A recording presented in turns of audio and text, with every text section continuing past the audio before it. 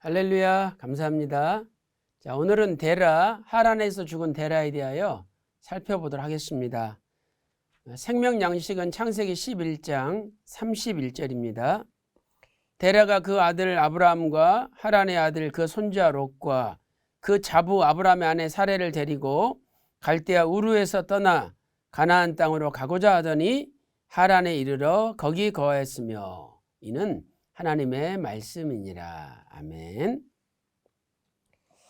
갈대아 우르에서 하란으로 떠난 데라에 대하여 조금 자세히 살펴보도록 하겠습니다.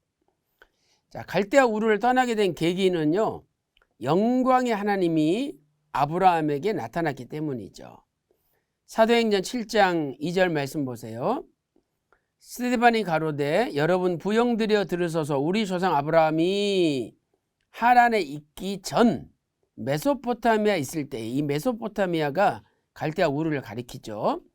영광의 하나님이 그에게 보여라고 말씀하고 있습니다. 이 보여는 헬라어로 호라오라는 단어인데, 이것은요 눈으로 보다, 주목하다는 뜻을 가지고 있죠. 그래서 하나님께서 아브라함에게 현현, 보이는 모습으로 나타나셨다는 것을 우리에게 알려줍니다. 너무나 신비롭고 깜짝 놀랄 만한 일이죠.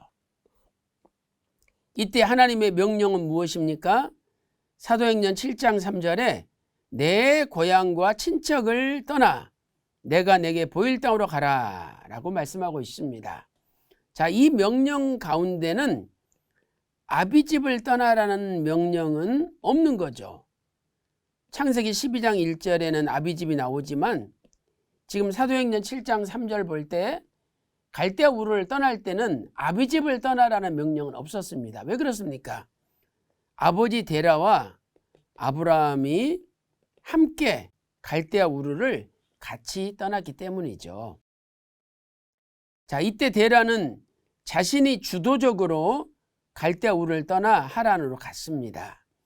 그래서 사도행전 11장 31절에 갈대아 우르를 떠나 하란에 이르러 거기 거하였으며 라는 동사들의 주어가 데라로 나와 있습니다. 데라가 이렇게.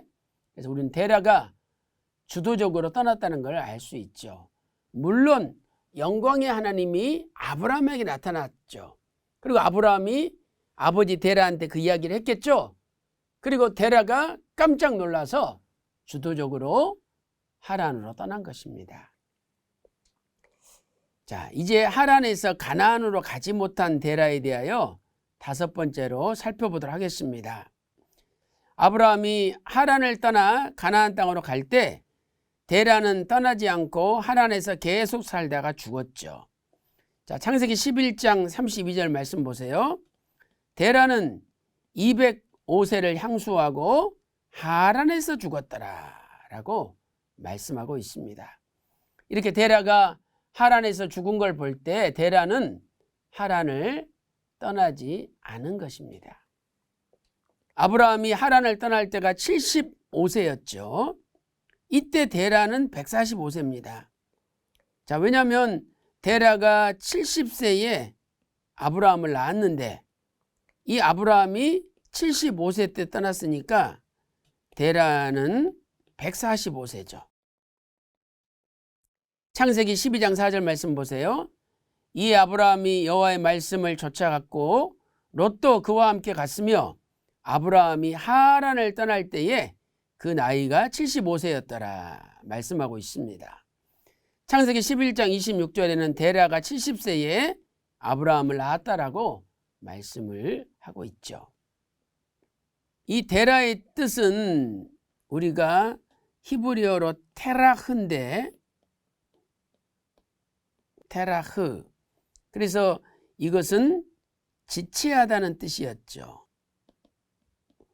자, 이 데라의 이름의 뜻대로 데라는 가나안 땅으로 아브라함이 가려고 할 때 그것을 지체를 시켰습니다. 결국 자신은 하란에서 지체하다가 가나안 땅에 가지 못하고 말았죠. 데라는 아브라함이 떠난 후에, 이때 아브라함이 떠날 때가 데라 나이 145세죠. 그러므로 60년을 하란에서 혼자 살다가 205세에 죽은 것입니다. 그래서 145세에다가 60년을 더하면 205세가 나오는 거죠. 창세기 11장 32절에 데라는 205세를 향수하고 하란에서 죽었더라, 이렇게 말씀하고 있습니다. 데라 이후 이제 아브라함이 구속사의 전면에 나오게 되죠.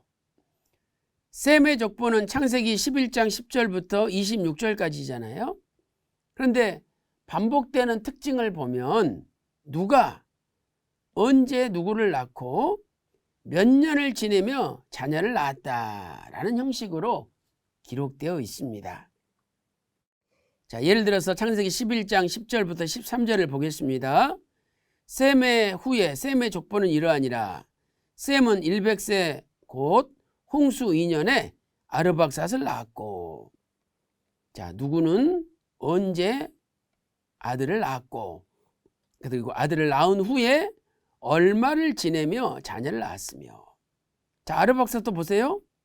35세에 셀라를 낳았고, 또 셀라를 낳은 후에 403년 얼마를 지내며 자녀를 낳았으며, 이런 형식이 반복적으로 진행됩니다. 자, 그런데 데라의 경우에만 죽었더라는 표현이 나오는 거죠. 지금 다른 족장들은 아들 이름을 기재한 다음에 누구를 낳고 얼마를 지내며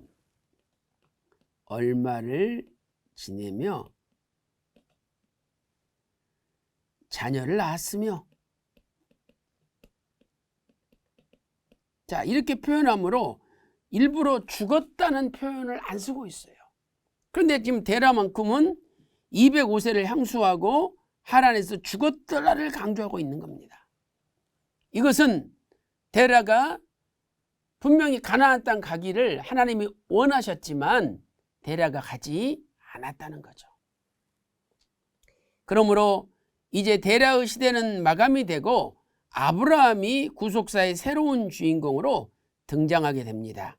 그래서 창세기 12장 1절에 여호와께서 아브라함에게 이르시되, 이렇게 말씀을 하신 거죠.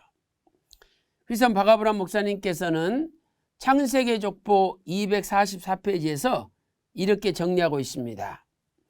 창세기 11장의 족보는 데라의 죽음으로 끝을 맺고 있습니다.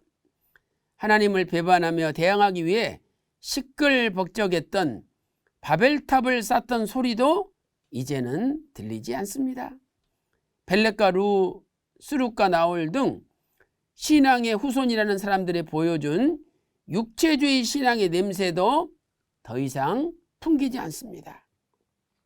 데라의 죽음과 함께 저 멀리 사라지고 잠잠해졌습니다.